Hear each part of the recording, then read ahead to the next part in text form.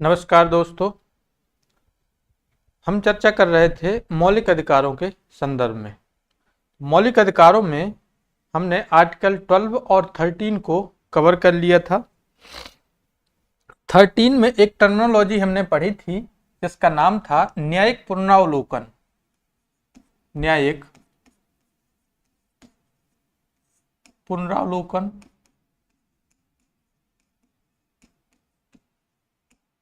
तो न्यायिक पुनरावलोकन या जुडिशियल रिव्यू क्या होता है, इसकी बात थोड़ा शॉर्ट में हम कर लेते हैं। तो देखिए, न्यायिक पुनरावलोकन शब्द जो है, मतलब हुबहू ये टर्मिनोलॉजी है जो जुडिशियल रिव्यू का कॉन्सेप्ट, वह आर्टिकल 13 में नहीं है कि इस शब्द को शामिल किया गया हो, लेकिन आर्टिकल 13 का क्लाज 2 है जो उसमें न्यायिक पुनरावलोकन की मूल भावना दी गई है।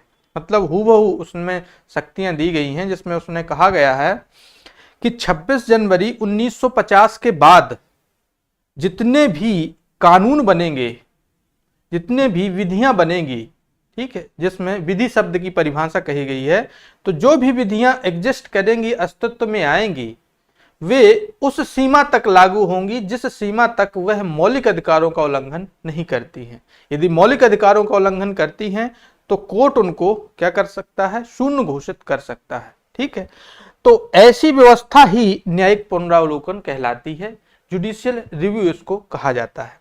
अगर बात करें कि इसकी उत्पत्ति कैसी होती है जुडिशियल रिव्यू की, तो एक छोटा सा कॉन्सेप्ट है, आप याद रखिएगा। जुडिशियल रिव्यू यूएस के संविधान से भारत में आया। सर्वप्रथम इसकी अवधारणा जो है वह यूएस में उदित हुई थी।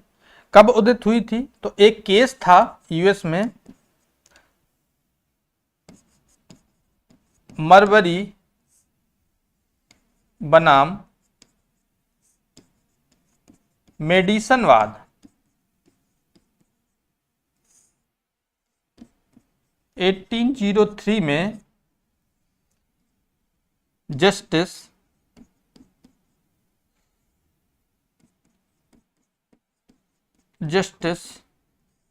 मार्शल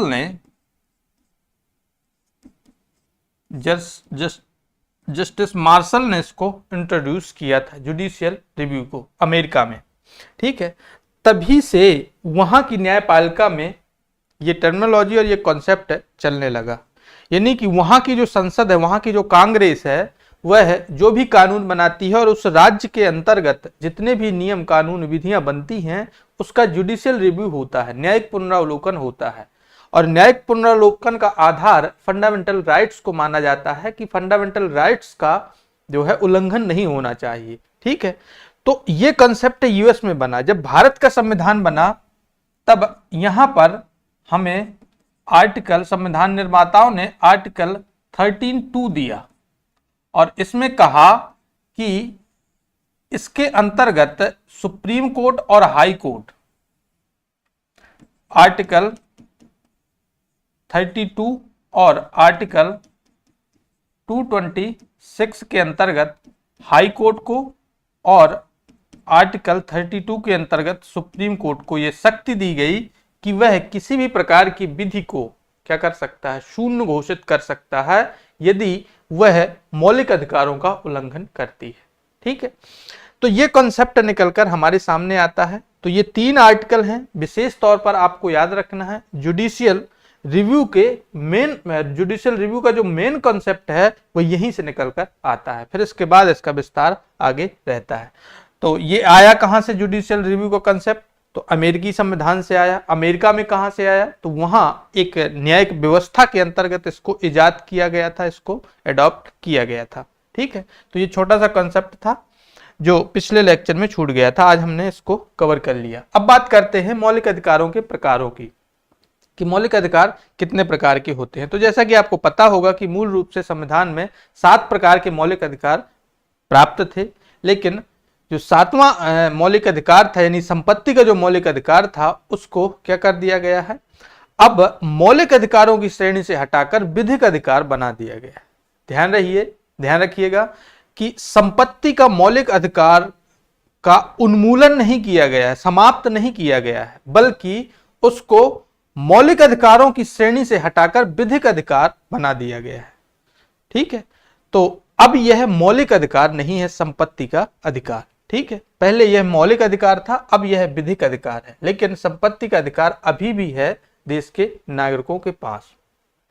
अगर बात करें कि यह संपत्ति के अधिकार का कॉन्सेप्ट कहां से आया था, तो इस कॉन्सेप्ट को हमने अमेरिकी एवं आयरलैंड का जो संविधान है वहां से हमने प्राप्त किया था कि लोगों को संपत्ति का मौलिक अधिकार भी होना चाहिए। लेकिन 44th अमेंडमेंट एक्ट 1978 के अंतर्गत इसको हमने डिसकंटिन्यू कर दिया और इसको लीगल राइट बना दिया। आर्टिकल 300A के अंतर्गत हमने इसको लीगल राइट बना दिया। अब हम बात करते हैं समानता, राइट टू इक्वालिटी की हम बात करेंगे कि समानता का अधिकार आखिर है क्या।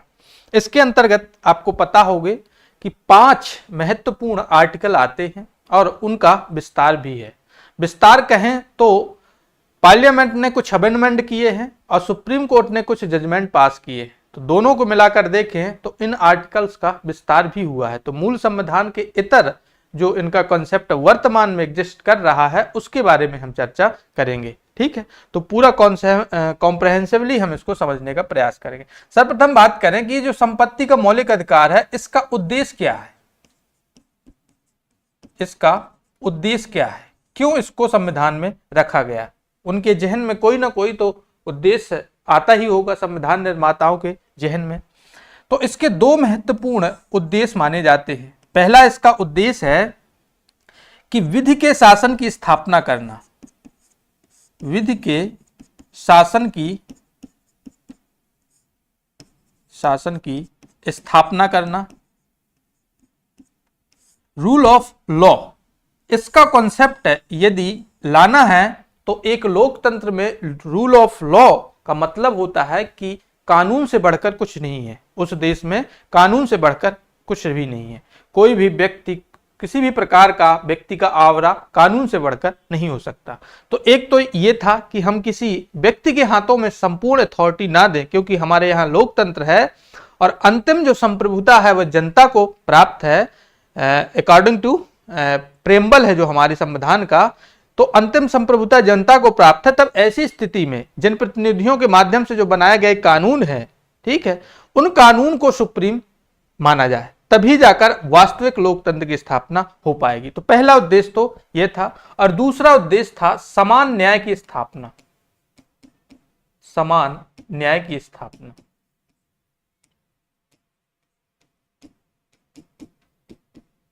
इक्वल जस्टिस, इक्वल जस्टिस का कॉन्सेप्ट जो है वह स्थापित करना, यह भी इस उपबंध के अंतर्गत लाया गया। ठीक है, तो ये 2 महत्वपूर्ण टारगेट्स हमारे यहां रखे गए संविधान निर्माताओं ने।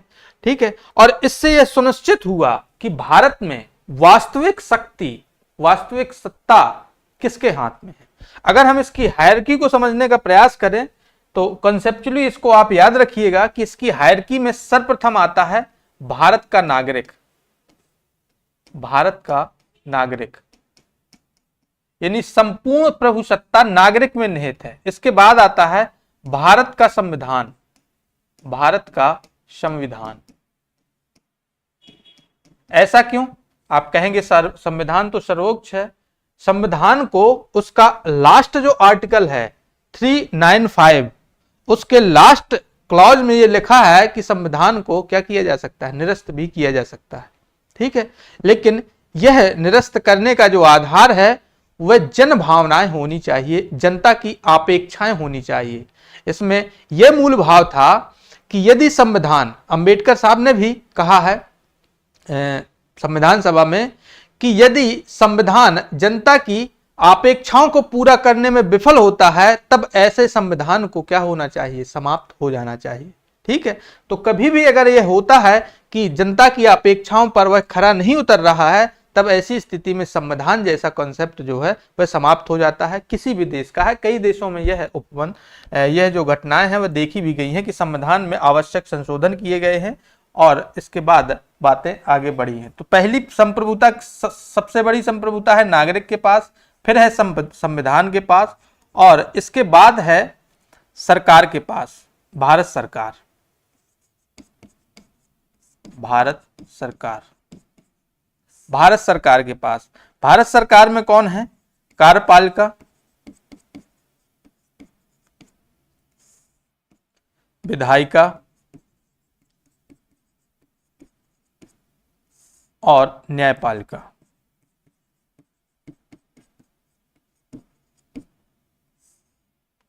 तो बाद में किसके पास है ये संपूर्ण संप्रभुता? तो पहले है नागरिक के पास, फिर है संविधान के पास, फिर है सरकार के पास, और सरकार के पास जो है भारत सरकार, और इसके बाद है राज्य सरकार। राज्य सरकार यानी राज्य सरकार ऐसा कुछ भी उपबंध नहीं करेगी जिससे केंद्र सरकार या संघ सरकार है जो उसके हितों को नकारात्मक तरीके से प्रभावित किया जा सके। ऐसा कोई भी उपबंध करने का अधिकार नहीं। हालांकि शक्तियों का पृथक्करण है, केंद्र और राज्य, शक्तियों का पृथक्करण मतलब डिसेंट्रलाइजेशन है, विकेंद्रीकरण है कि केंद्र को कुछ विशेष शक्तियां दी गई हैं, राज्यों को कुछ दी गई हैं। लेकिन फिर भी इन शक्तियों के अनुप्रयोग के बाद जो मूल आशय निकलता है वह यह निकलता है कि राज्य कभी भी केंद्र के हितों के विपरीत जाकर कोई भी नियम और कानून नहीं बना सकता है। इसलिए हायरकी में राज्य सरकार आती है। राज्य सरकार में फिर वही आ जाएंगे राज्य की कार्यपालिका, विधायिका और इसके अलावा न्यायपालिका। फिर है स्थानीय शासन। स्थानीय शासन, इनको भी कानून बनाने का अधिकार है, इनको भी नियम बनाने का अधिकार है। और राज्य सूची के जो विषय हैं, कुछ विषय हैं स्थानीय शासन को, जैसे नगर पालिकाओं को है तो 18 विषय दिए गए हैं और पंचायतों को है तो 29 विषय दिए गए हैं।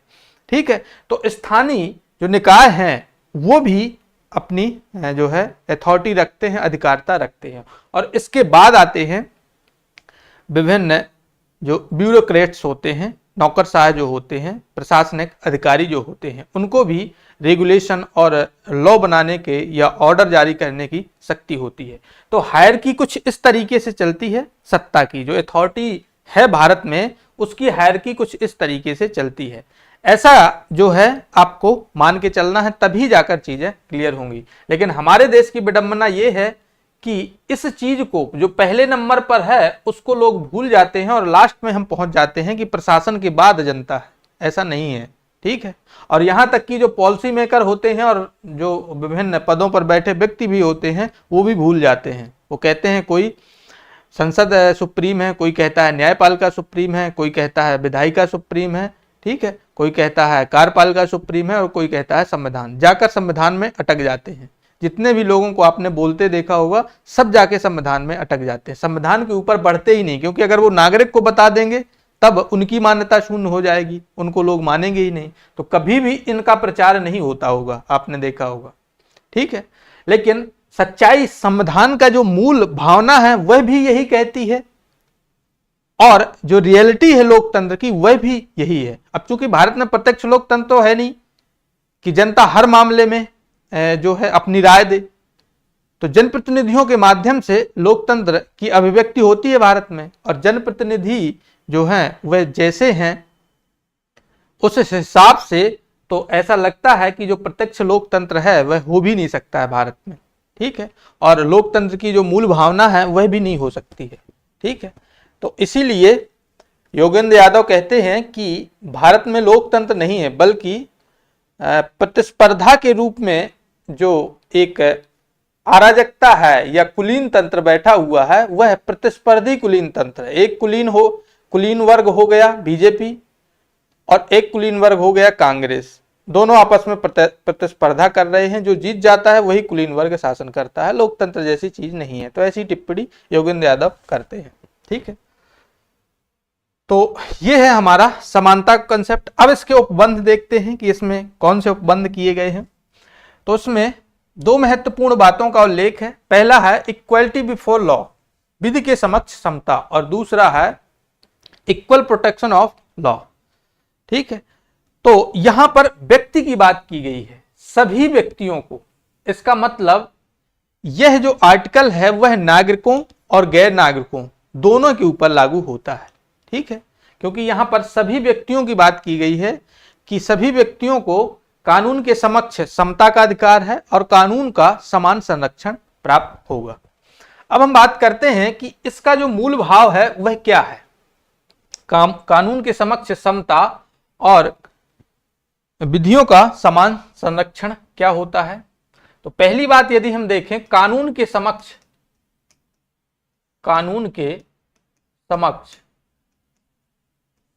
समता, इक्वालिटी बिफोर लॉ, ये क्या कहता है। तो ये उपबंध कहता है, सर्वप्रथम ये आया कहां से, तो एक ब्रिटिश विचारक है डाइसी, और डाइसी ने ये कंसेप्ट 1885 में दिया था अपनी एक बुक में, कानून के समक्ष समता यानी इक्वालिटी बिफोर लॉ का। इसके अलावा जर्मन वाइमर संविधान में इसको रखा गया। इसको ब्रिटिश संविधान में भी रखा गया है, संविधान में रखा गया है, और इसको भारतीय संविधान में भी रखा गया है, भारतीय संविधान में भी इसको रखा गया है। मैंने ये तीनों चारों बातों क्यों बताई आपसे, इसलिए बताई हैं कि भारत में जो संविधान सभा के सलाहकार थे डॉक्टर BN राव, तो BN राव ने बताया था कि हमने जो कानून के समक्ष समता का जो कॉन्सेप्ट लिया है वह हमने जर्मन के वाइमर संविधान से लिया है, ना कि ब्रिटिश संविधान में। ब्रिटिश संविधान में भी यह उपबंध है कानून के समक्ष समता का, ठीक है। और इसकी उत्पत्ति भी यूके में ही हुई थी। यूके के एक बड़े विचारक डाइसी जो रहे, उन्होंने ही इस कॉन्सेप्ट को इजाद किया था, ठीक है। मूल रूप से अगर ब्रिटिश मतलब डाइसी के कॉन्सेप्ट को ब्रिटिश संविधान ने इजाद किया था, लेकिन इसका जो मूल भाव है उसको जर्मनी के वाइमर संविधान ने अपने यहां लागू किया। तो BN राव कहते हैं कि इसी उपबंध की प्रेरणा हमने ली और इसको फिर हमने अपने देश में अपनाया। तो अगर आता है वाइमर संविधान और ब्रिटिश संविधान कहां से लिया गया है भारतीय संविधान में ये उपबंध या ये कॉन्सेप्ट, तो आपको वाइमर लगाना है। लेकिन यदि वाइमर संविधान नहीं आता है तब आपको ब्रिटिश संविधान लगाना है, ठीक है। तो ये मूल रूप से डाइसी का कॉन्सेप्ट था, ये यहां से आता है। अब हम बात करते हैं कि कानून के समक्ष समता होता क्या है। तो इसका जो मतलब होता है वह है विशेषाधिकारों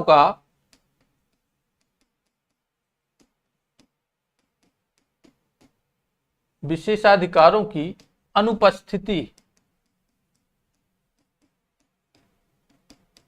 यानी राज्य में किसी भी प्रकार के विशेषाधिकार नहीं होंगे। प्रधानमंत्री से लेकर और नौकर तक सबके समान अधिकार होंगे, सबके समान अधिकार होंगे। किसी को कोई विशेष पद नहीं दिया जाएगा, किसी के साथ कोई विशेष व्यवहार नहीं किया जाएगा। तो ये संविधान का जो मूल भाव है वह है किसी भी प्रकार के विशेषाधिकारों का उन्मूलन करना, किसी भी प्रकार के विशेषाधिकार समाज में एग्जिस्ट नहीं करेंगे, ठीक है। तो इसका मूल अर्थ कानून के समक्ष समता का होता है। अगर हम बात करें कि कानूनों का समान अब अगर हम इसके अपवादों की बात करें तो इसके अपवाद भी हैं। अपवाद कौन कौन से हैं, तो देखिए अगला ही आर्टिकल है आर्टिकल 15, आर्टिकल 15, आर्टिकल 16, इसके अलावा आर्टिकल 361, आर्टिकल 105, आर्टिकल 194, ये इसके अपवाद हैं। अब देखिए अगर आपको आरक्षण देना है तो फिर इस उपबंध को समाप्त करना होगा, किसी भी प्रकार के विशेषाधिकारों को। तब ऐसी स्थिति में ये क्या हो गए, अपवाद हो गए, ठीक है। और 2014 में सुप्रीम कोर्ट ने अपनी एक टिप्पणी में कहा भी था कि जब आर्टिकल 31A आता है, यानी भूमि अधिग्रहण का जो अधिकार है वह सरकार को दिया गया, तब आर्टिकल 14 ऑटोमेटिक गायब हो जाता है। तो सुप्रीम कोर्ट ने इस पर टिप्पणी भी करी है। और भी उपबंध हैं, जहां जहां आरक्षण के उपबंध है वहां वहां विधि के समक्ष समता का उल्लंघन होता है, स्वाभाविक सी बात है। ठीक है, तब ऐसी स्थिति में वे सारे उपबंध जो है वह इसके अपवाद हो जाते हैं। ठीक है, इसके अलावा जो अपवाद हैं, इसके अलावा अपवाद कौन से होंगे? इसके अलावा अपवाद होंगे, अगर हम इसकी बात करें तो आरक्षण है ये दोनों जगह। यहां पर राष्ट्रपति और राज्यपाल के लिए विशेष जो विशेषाधिकार हैं उसकी बात की गई है। यहां पर संसद सदस्यों के विशेषाधिकारों की बात की गई है और यहां विधानमंडल के सदस्यों के विशेषाधिकारों की बात की गई है। ठीक है, इसके अलावा कुछ लोगों के विशेषाधिकार होते हैं, जैसे कि भारत में अन्य विभिन्न देशों की एम्बेसी है, वहां पर एम्बेसडर बैठते हैं अन्य देशों के लोग, तो उन पर ये कानून लागू नहीं होते। भारत में यदि कोई जनप्रतिनिधि आया है किसी अन्य देश का, ठीक है, राष्ट्राध्यक्ष आया है, तो उस पर ये इन कानूनों को लागू नहीं किया जा सकता। ठीक है, लेकिन मूल सवाल ये है कि ये तो अपवाद हैं जिसमें विधि के शासन का जो है उल्लंघन को रोकने के लिए अपवाद रखे गए हैं। ठीक है, लेकिन क्या हम इस उपबंध को यानी इक्वल प्रोटेक्शन को हम इक्वल प्रोटेक्शन नहीं है, जो है विधि के समक्ष समता को हम किसी से छीन भी सकते हैं? क्या हम छीन सकते हैं? तब ऐसी स्थिति में आपको याद रखना है कि यदि कोई व्यक्ति कारागार में बंद है, उसको सजा हो चुकी है और फिर वह कहता है कि मुझे विधि के समक्ष समता का अधिकार चाहिए, तो उसको नहीं दिया जा सकता, उसको नहीं दिया जा सकता। तो ऐसी स्थिति में उससे छीना भी जा सकता है। ठीक है, तो ये उपबंध है हमारे लिए, इसके कुछ अपवाद हैं, आप याद रखेंगे। दूसरा इसका कंसेप्ट है विधियों का समान संरक्षण। दूसरा जो कंसेप्ट है वह है विधियों का समान संरक्षण।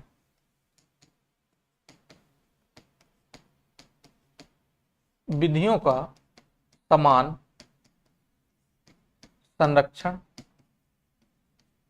Equal protection of law. ये क्या कहता है? ये कहता है कि समान स्थिति में विधियां सामान्य रूप से लोगों पर लागू होंगी और असामान्य स्थिति में विधियां असामान्य रूप से लागू होंगी। इसका मतलब क्या होता है? इसका मतलब यह है कि यह कहता है कि सकारात्मक भेदभाव विधियां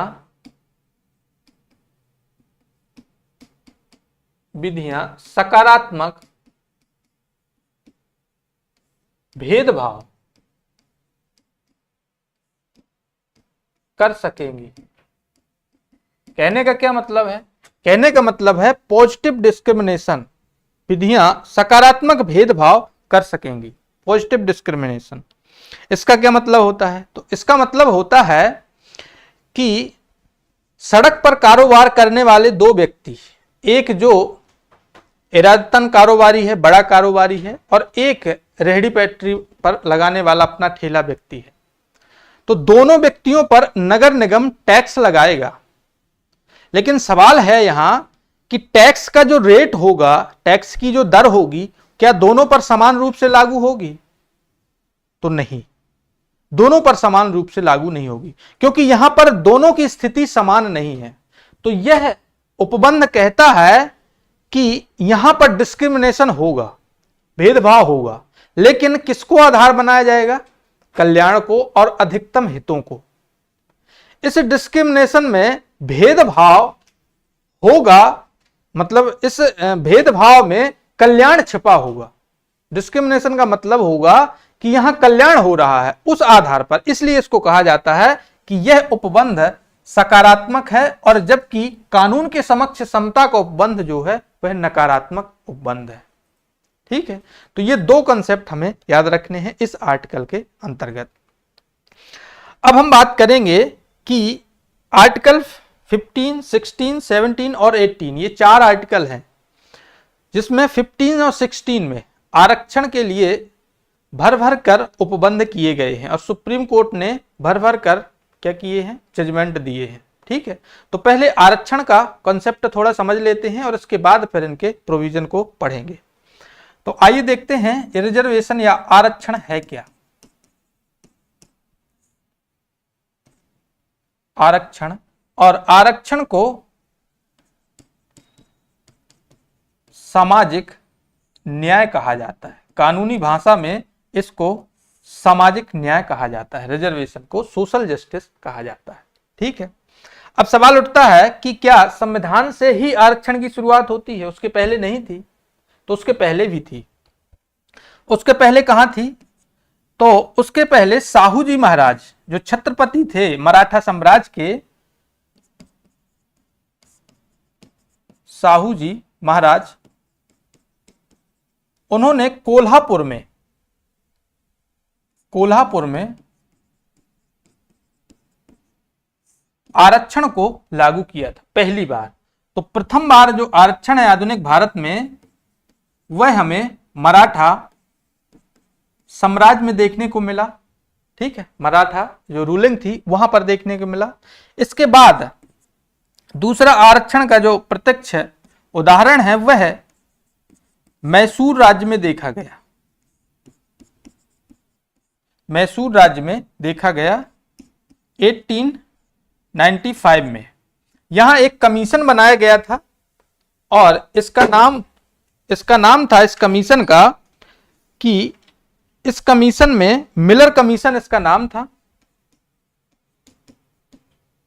और मिलर आयोग की सिफारिशों के आधार पर वहां के जो शासक थे उन्होंने आरक्षण को लागू किया था। मतलब जो समाज में निचले तबके के लोग थे उनको प्रशासन में भागीदार बनाया गया था।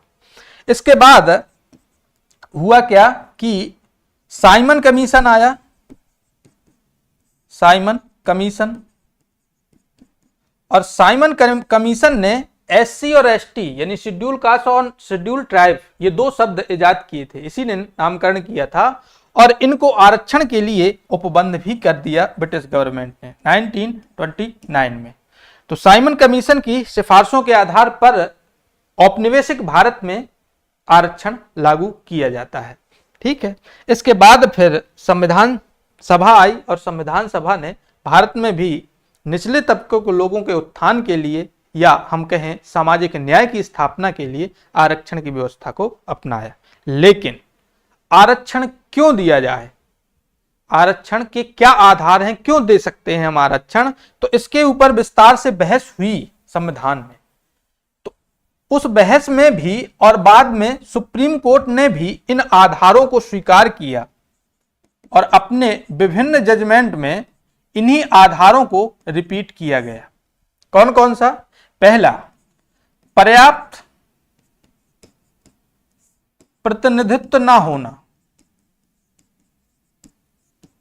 पर्याप्त प्रतिनिधित्व ना होना यानी जिसको आरक्षण दिया जा रहा है उसका पर्याप्त प्रतिनिधित्व ये नहीं है यदि, तब ऐसी स्थिति में आरक्षण दिया जा सकता है। दूसरा जो आधार है वह है कि सामाजिक व शैक्षणिक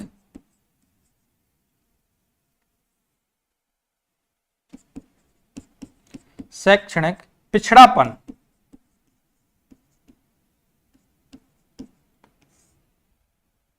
सामाजिक व शैक्षणिक पिछड़ापन, जिस व्यक्ति को या समुदाय को आरक्षण की श्रेणी में लाया जा रहा है, क्या उसका सामाजिक एवं शैक्षणिक पिछड़ापन है, और इसके पर्याप्त सबूत होने चाहिए, बातें हवा में नहीं होनी चाहिए। तो अगर सामाजिक एवं शैक्षणिक पिछड़ापन है तब उस समुदाय को आरक्षण दिया जा सकता है। और तीसरा महत्वपूर्ण जो उपबंध है वह यह है कि प्रशासनिक दक्षता पर प्रतिकूल प्रभाव ना पड़े।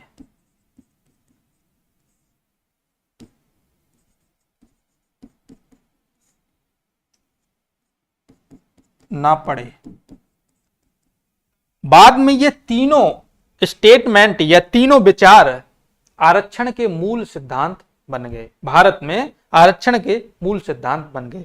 तो आज भी इन्हीं सिद्धांतों के आधार पर यह तय किया जाता है कि आरक्षण किसी समुदाय को मिलना चाहिए या नहीं मिलना चाहिए। ठीक है। तब ऐसी स्थिति में कोर्ट भी अपने डिसीजन देता है और पार्लियामेंट भी समय समय पर अमेंडमेंट लाती है, संविधान में संशोधन भी लाती है। तो ये है आधार। ठीक है, अब हम बात करते हैं कि आरक्षण की प्रकृति क्या है, भारत में ये किस किस रूपों में देखा जाता है। देखिए, वैसे तो आरक्षण के संदर्भ में आपने पढ़ा होगा कि बहुत सारे विवाद हैं और बहुत सारे जो है कानून भी हैं, लेकिन आपको समझना होगा कि एक तो है आरक्षण का प्रकार, हमारे पास है राजनीतिक आरक्षण,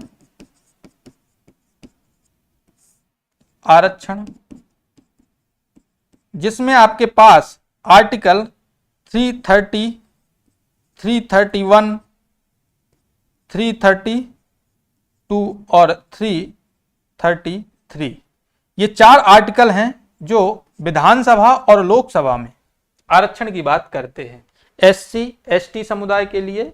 और इसके अलावा जो आंग्ल भारतीय हैं, अब ये प्रोविजन 104वां जो संविधान संशोधन लाया गया था उसमें आंग्ल भारतीयों के लिए जो आरक्षण या सीटों की जो आरक्षण की व्यवस्था थी विधानसभा और लोकसभा में, उनको समाप्त कर दिया गया है। ठीक है, तो ये 4 उपबंध राजनीतिक आरक्षण से जुड़े हुए हैं। अब यदि हम बात करें अवसरों की समानता से, लोक नियोजन में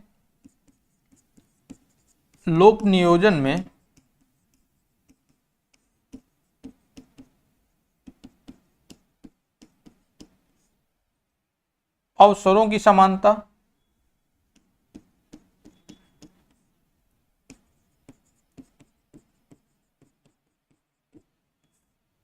तो आपको आर्टिकल 16 देखने को मिलेगा और इसमें 3, 4, 5 और 6 ये जो खंड हैं वह आपको, 4 जो खंड हैं वह आपको यहां पर देखने को मिलेंगे। ठीक है, तो ये चीजें जो है हमारे यहां आरक्षण का मुद्दा निकल कर आता है। आरक्षण का जो राजनीतिकरण है वह बाद में हुआ। एक और है इसमें शिक्षण संस्थाओं में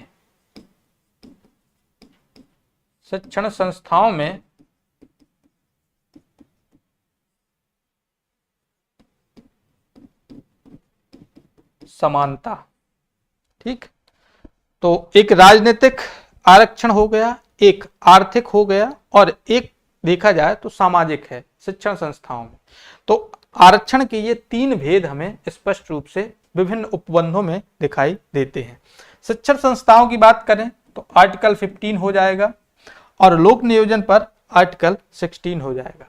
अब देखते हैं इन्हीं आर्टिकल का विस्तार, लेकिन एक बात आप नोट करके रखिएगा कि जो विधि का शासन है या विधियों का समान संरक्षण है, ठीक है, इक्वल प्रोटेक्शन ऑफ लॉ और इक्वलिटी बिफोर लॉ, ये जो 2 उपबंध हैं, इसको सुप्रीम कोर्ट ने एक खास केस में मिनर्वा मिल बनाम भारत संघ 1980 में संविधान का मूल ढांचा घोषित किया था। ठीक है, तो ये नोट आप खास तौर पर याद रखेंगे कि पहली बार कब आर्टिकल 14 को संविधान का मूल ढांचा बताया गया था। तो पहली बार मिनर्वा मिल के केस में ये बात कही गई थी। अब एक एक आर्टिकल को पढ़ते हैं। 15 के जो विभिन्न उपखंड हैं उसमें कौन से संशोधन हुए हैं और सुप्रीम कोर्ट ने क्या जजमेंट दिए हैं, तो एक एक करके डिस्कस करते हैं।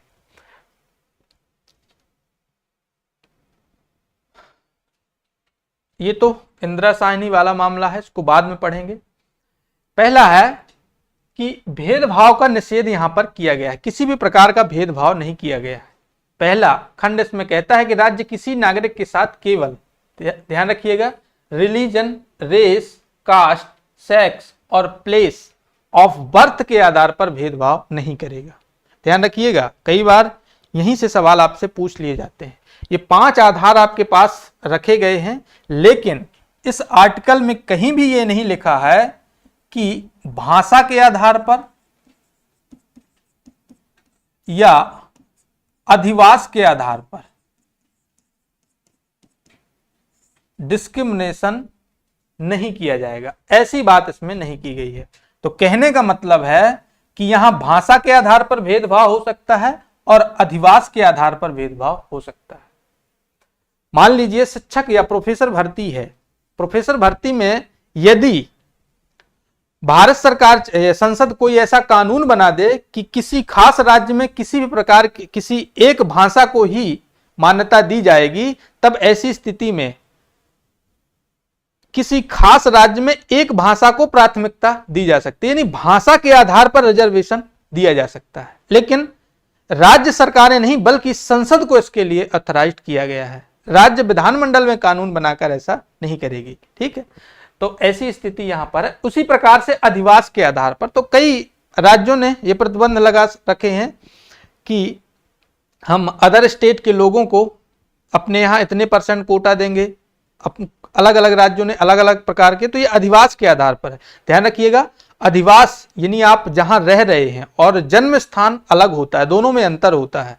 तो हम जन्म स्थान के आधार पर डिस्क्रिमिनेशन फंडामेंटल राइट का उल्लंघन है, लेकिन अधिवास के आधार पर डिस्क्रिमिनेशन फंडामेंटल राइट का उल्लंघन नहीं है। ठीक, अगला आर्टिकल क्या कहता है कि सार्वजनिक स्थलों, जिसमें उसने कहा है दुकानें, रेस्तरां, कुएं और सड़कें, और सार्वजनिक स्थलों में इस उपबंध में कहीं भी मंदिर शब्द का प्रयोग नहीं किया गया है कि मंदिर में अगर आप जाओगे तो आपके खिलाफ डिस्क्रिमिनेशन नहीं होगा। तो सार्वजनिक स्थल में संविधान मंदिर की बात नहीं करता है।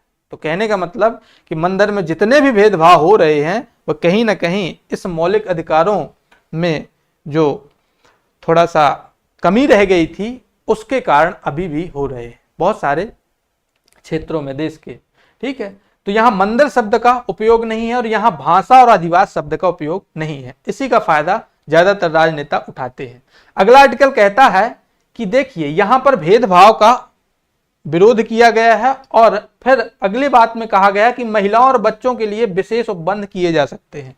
अब देखिए इसका खंड पहला कहता है कि सेक्स के आधार पर डिस्क्रिमिनेशन नहीं होगा, और थर्ड इसका जो क्लॉज है वह कहता है कि नहीं, महिलाओं और बच्चों को विशेष उपबंध किया जा सकता है। ठीक है, तो वही उसका अपवाद हो जाता है। इसके अलावा इसका जो अगला क्लॉज है वह कहता है socially and educational backward classes यानी SC ST के लिए विशेष प्रावधान किए जा सकते हैं, और इसको जोड़ा गया फर्स्ट अमेंडमेंट के थ्रू 1951 के द्वारा इसको पहली बार जोड़ा गया। ठीक है, क्यों जोड़ा गया? तो इसका एक मुद्दा था कि स्टेट ऑफ मद्रास वर्सेस चमकाराम दुरईराजन 1951 में सुप्रीम कोर्ट ने कहा कि बिना संशोधन के आरक्षण असंवैधानिक होगा। ठीक है, इसमें मुद्दा यह हुआ कि मद्रास में श्रीमती चम्मकम दुरईराजन ने स्कूल में प्रवेश से संबंधित एक मुद्दा उठाया जिसमें आरक्षण के आधार पर जो है भर्ती की प्रक्रिया को आगे बढ़ाया जा रहा था। तब ऐसी स्थिति में इन्होंने विरोध किया और कोर्ट पहुंच गई। तब इनको कोर्ट को यह जजमेंट पास करना पड़ा कि ये जाति के आधार पर आरक्षण नहीं शैक्षणिक संस्थाओं में नहीं दिया जाएगा। ठीक है, तब ऐसी स्थिति में फिर अमेंडमेंट लाया गया और अमेंडमेंट के थ्रू आर्टिकल जो 15(4) है उसको ऐड किया गया कॉन्स्टिट्यूशन में। ठीक है, फिर अगली बात आती है निजी शैक्षणिक संस्थाओं, चाहे अनुदानित हो या गैर अनुदानित हो, दोनों में रिजर्वेशन की अनुमति दी जाती है। और यह अमेंडमेंट 93rd अमेंडमेंट एक्ट 2006 लाया गया था, इसके थ्रू जोड़ा गया था। ठीक है, तो इसके अलावा इसी अमेंडमेंट को जब कोर्ट में चैलेंज किया गया तो कोर्ट ने भी जजमेंट दिया और वह जजमेंट था Ashoka Kumar Thakur versus union of India 2008। इसमें ओबीसी रिजर्वेशन की वैधता को स्वीकार किया गया लेकिन सुप्रीम कोर्ट ने इसे वैध मानते हुए क्रीमी लेयर को बाहर करने का आदेश दिया। मतलब SC ST समुदाय के जो लोग हैं उनको शैक्षणिक संस्थाओं में आरक्षण मिलेगा, ओबीसी को भी मिलेगा, लेकिन क्रीमी लेयर में जो आते हैं उनको नहीं मिलेगा। तो ये जो मलाईदार परत है उसको बाहर कर दिया गया। ठीक है, अब बात करते हैं कि इसका अगला उपखंड 15(6) अगला जो क्लॉज है वो 10% आरक्षण के विषय में है कि जो गैर आरक्षित सीटें हैं उनमें 10% आरक्षण EWS एक खास कैटेगरी बनाई गई, इकोनॉमिकल वीकर जो सेक्शन है, ठीक है, वो बनाई गई और उसमें 10% आरक्षण जो है सामान्य वर्ग के लोगों को दे दिया गया है। जब इसको चैलेंज किया गया कोर्ट में तो एक केस है जिसमें सुप्रीम कोर्ट ने इसकी वैधता को स्वीकार किया और वह है जनहित अभियान वर्सेस यूनियन ऑफ इंडिया 2022। और इसमें ईडब्ल्यूएस रिजर्वेशन जो कि 103वां संविधान संशोधन अधिनियम 2019 के थ्रू लाया गया था उसको वैलिड घोषित कर दिया। लेकिन सवाल इस पर उठा दिया सुप्रीम कोर्ट की संवैधानिक पीठ ने 3-2 से जजमेंट पास करते हुए इसने सवाल उठाया कि जो हमने मानक तय किए थे 50% मैक्सिमम आरक्षण का, उसका उल्लंघन हो रहा है। ठीक है, तो जजमेंट तो इसने पास कर दिया, वैधता भी दे दी, लेकिन सवाल सरकार पर उठा दिए। तो वहीं से जो है अभी भी यह विवाद चल रहा है।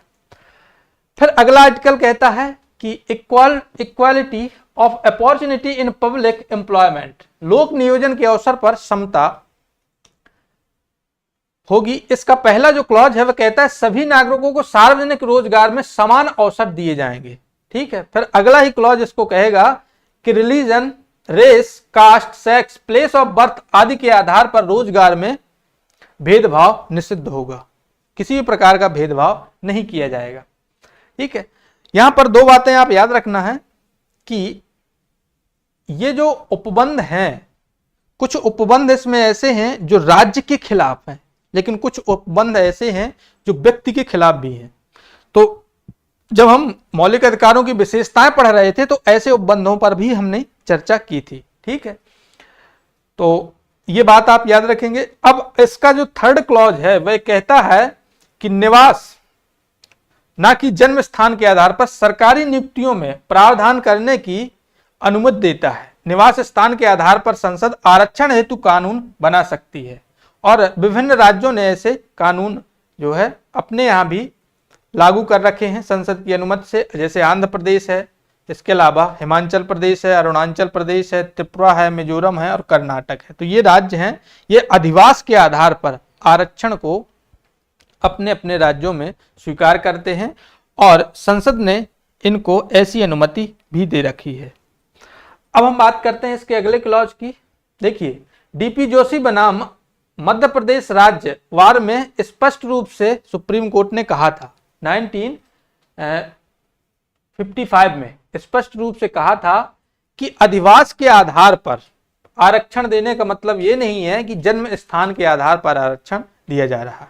ठीक है, इसलिए अधिवास के आधार पर आरक्षण है वह इनवैलिड नहीं माना जाएगा, उसको वैलिड माना जाएगा। अगर यह आरक्षण जो है जन्म स्थान के आधार पर दिया जाता तो यह इनवैलिड हो जाता और मौलिक अधिकारों का उल्लंघन करता।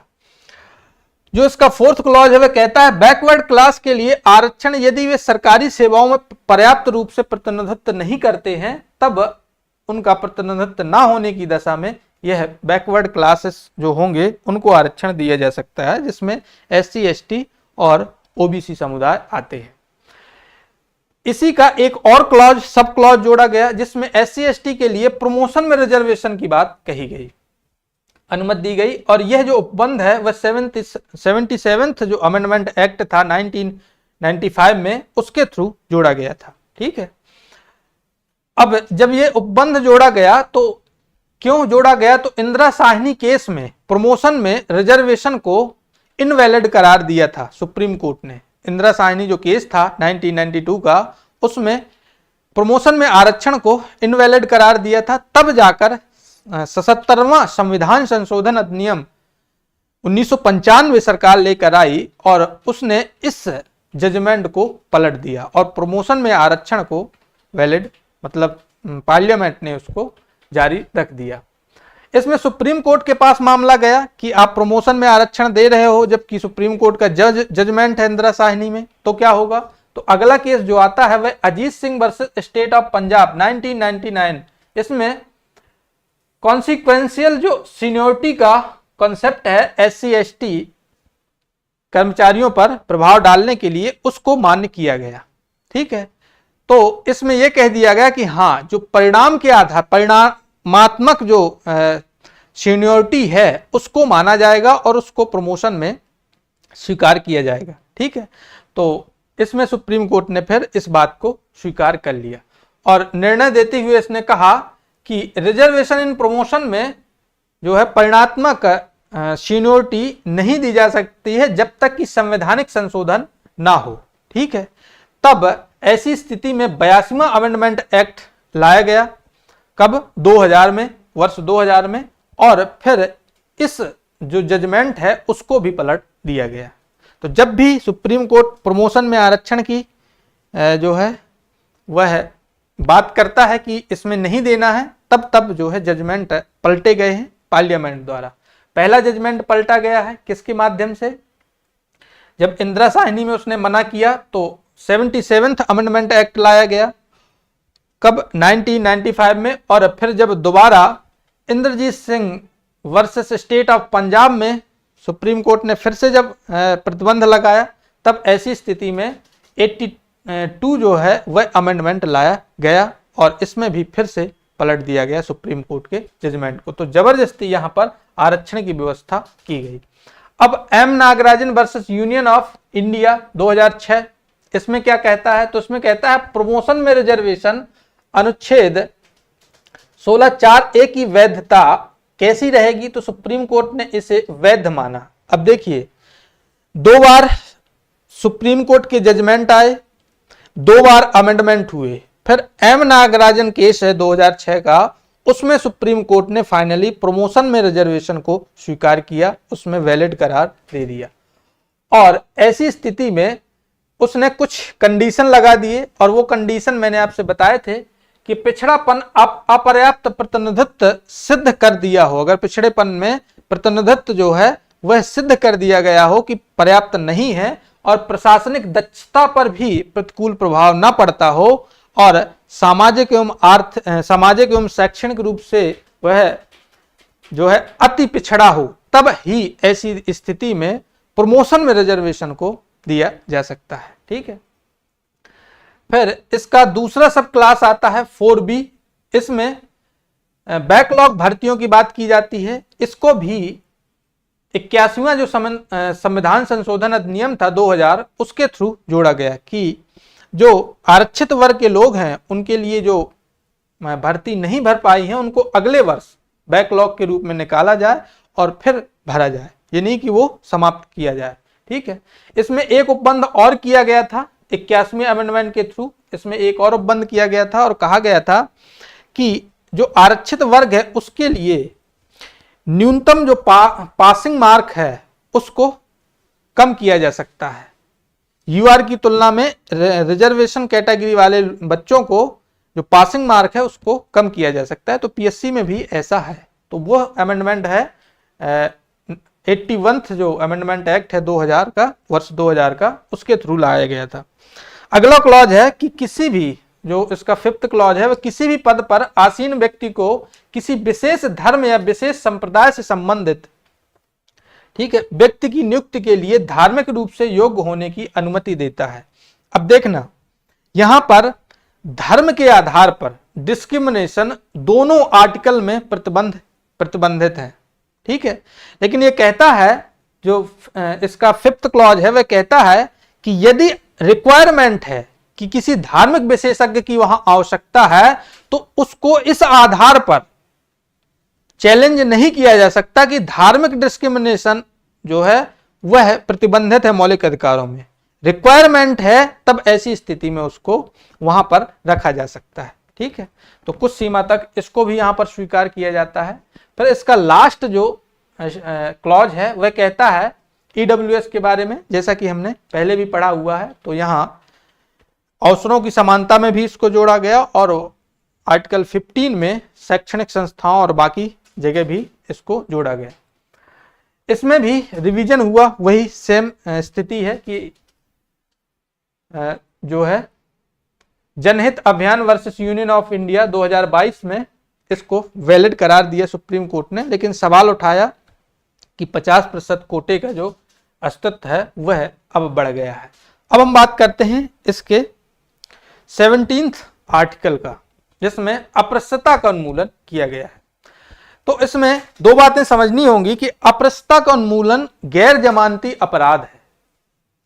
अप्रस्तुतता का उन्मूलन इस तरीके से किया गया और पहली बार अप्रस्तुतता अपराध अधिनियम 1955 लाया गया, जिसको 1976 में इसका नाम बदलकर रख दिया गया नागरिक अधिकार संरक्षण अधिनियम।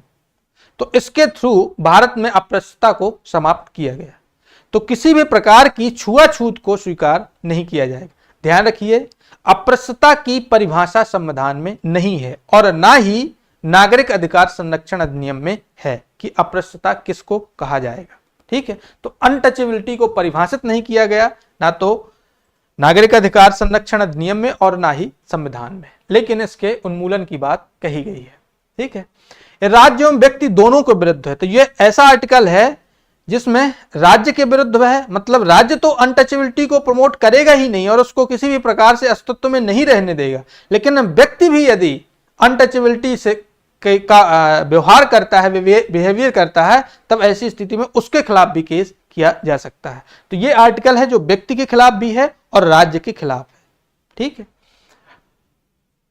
अब बात करते हैं कि अगला आर्टिकल कौन सा है। तो अगला आर्टिकल है उपाधियों का अंत। ठीक है, तो जितने भी टाइटल्स हैं जो पहले परंपरा थी उनको समाप्त किया जाता है यहां पर, लेकिन भारत रत्न, इसके अलावा पद्म जो अवार्ड हैं 3 प्रकार के, पद्मश्री, पद्म भूषण और पद्म विभूषण, उनको सुप्रीम कोर्ट ने बालाजी वाले जो मामला था 1996 का, उसमें वैलिड करार दिया है। आपको पता होना चाहिए कि 1977 में मोरारजी सरकार ने भारत रत्न और पद्म पुरस्कारों को बंद कर दिया था, लेकिन 1980 में जब इंदिरा गांधी सरकार फिर से आई वापस, तो उनको फिर से कंटिन्यू किया गया। जब फिर से कंटिन्यू किया गया तो ये मामला कोर्ट में पहुंचा। ठीक है, जब कोर्ट में पहुंचा तो 1996 में कोर्ट ने डिसीजन देते हुए कहा कि ये अवार्ड है, ना कि टाइटल, उपाधि नहीं है, ये क्या है, अवार्ड है।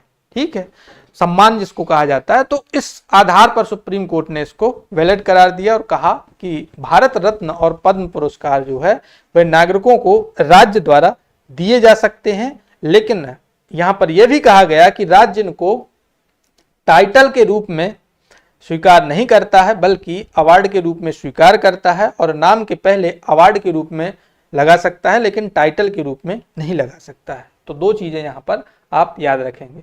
इसमें 4 क्लॉज दिए गए हैं। पहला क्लॉज कहता है कि राज्य सेना और शिक्षा में, ठीक है, मिलिट्री और एजुकेशन में यह अवार्ड दे सकता है, टाइटल नहीं, अवार्ड दे सकता है। ठीक है, दूसरी बात कही गई कि भारतीय नागरिक किसी भी विदेशी राज्य से उपाधि ग्रहण नहीं करेगा। भारत का नागरिक किसी भी विदेशी राज्य से किसी भी प्रकार का टाइटल स्वीकार नहीं कर सकता, उपाधि स्वीकार नहीं कर सकता है, स्पष्ट रूप से प्रतिबंध है। अगले क्लॉज में कहा गया कि कोई विदेशी नागरिक जो भारत में विश्वास के पद पर या लाभ के पद पर है, वह भी राष्ट्रपति की अनुमति के बिना उपाधि धारण नहीं करेगा। ध्यान रखिए, अगर विदेशी नागरिक भी है लेकिन भारत में भारत सरकार के अधीन लाभ के पद पर, विश्वास के पद पर है, तब ऐसी स्थिति में वह टाइटल को धारण नहीं कर सकता बिना राष्ट्रपति की अनुमति के। ठीक है, इसके अलावा इसमें उपबंध है, जो इसका लास्ट क्लॉज है, वह कहता है कि कोई भी व्यक्ति, चाहे भारत में भारत का नागरिक हो या विदेशी नागरिक जो भारत में विश्वास और लाभ के पद पर व्यक्ति है, कोई भी व्यक्ति किसी भी प्रकार का उपहार या पद, किसी भी प्रकार का पद, उपहार या अन्य कोई प्रोत्साहन प्राप्त नहीं कर सकता है जब तक राष्ट्रपति की अनुमति ना हो, बिना राष्ट्रपति की अनुमति के। फिर आप कहेंगे कि ये तो विरोधाभासी बात है, लोग बहुत सारे कुछ करते हैं जो इन सब नियमों का उल्लंघन करते हैं। तो इस आर्टिकल की प्रकृति ये है कि यह जो उपबंध है, यह इनके उल्लंघन पर यह दंडनीय नहीं है। ठीक है, तो इसकी प्रकृति में यही लिखा है कि यह दंडनीय नहीं है। अगर इनका उल्लंघन होता है तो दंड नहीं दिया जा सकता, किसी को सजा नहीं दी जा सकती है। हालांकि इन उपबंधों को लागू करने के लिए आर्टिकल 35 के अंतर्गत पार्लियामेंट ऐसा कानून बना सकती है जिससे इन सभी उपबंधों को लागू करने में दंडनीय अपराध बना दिया जाए। ठीक है, हालांकि अभी तक ऐसा हुआ नहीं है, तो इसलिए इनकी धड़ल्ले से आलोचना भी होती है और इनका उल्लंघन भी होता है। लेकिन फिर भी जो कॉन्सेप्चुअली आपको ये बात समझनी है, तो अब यही है, इसमें ये निर्देशात्मक है आर्टिकल जो 18 है वह निर्देशात्मक है, ठीक है, और आदेश नहीं देता है, इसलिए इसकी प्रकृति दंडनीय नहीं है। ये सिर्फ निर्देश देता है, आदेश नहीं देता है, ठीक है। तो के.एम. मुंशी ऐसे पहले व्यक्ति थे जिन्होंने आर्टिकल 18 का हवाला देते हुए पद्मश्री पुरस्कार भारत सरकार को वापस कर दिया था, ठीक है। के.एम. मुंशी संविधान सभा के सदस्य भी रहे हैं, तो इनको आप याद रखिएगा। तो आज के लेक्चर में फिलहाल इतना ही। हमने मौलिक अधिकारों से जुड़े हुए जो कुछ सवाल हैं उनको देख लेते हैं। पहला सवाल है कि कौन सा अनुच्छेद राइट टू इक्वालिटी से संबंधित नहीं है। तो बहुत ही सिंपल है, अब थोड़ा सा टफ आने लगे हैं तो इसलिए इनको याद रखिएगा। तो ये कुछ सवाल हैं, आप एक नजर डाल लीजिए। इंदिरा साहनी केस के बारे में पूछा गया है।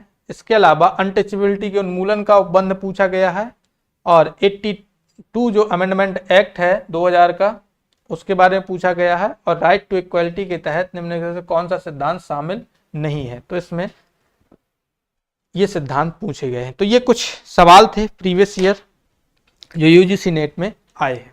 आज के लेक्चर में इतना ही। मिलते हैं अगले महत्वपूर्ण टॉपिक के साथ। आप सभी का बहुत बहुत धन्यवाद। इसका विस्तृत पीडीएफ आपको नैया पार एप्लीकेशन के पीडीएफ नोट्स वाले फोल्डर में मिलेगा।